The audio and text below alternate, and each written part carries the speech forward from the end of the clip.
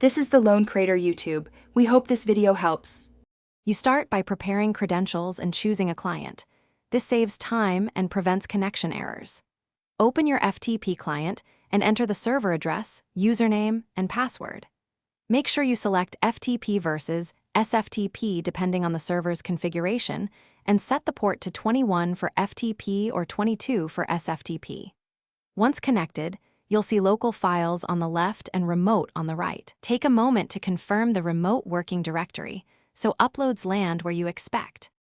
Once connected, navigate to the local folder containing the file you want to share and select it.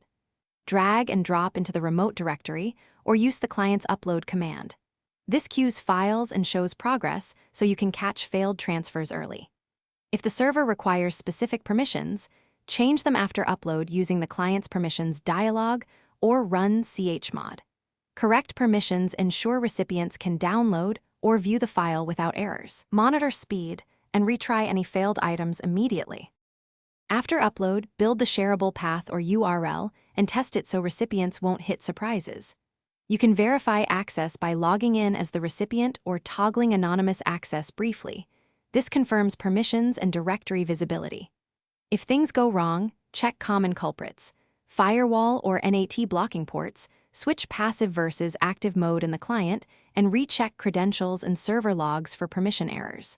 Once tests pass, send the link with any required username, password, and exact file path. Thanks for watching. Consider subscribing if we helped you.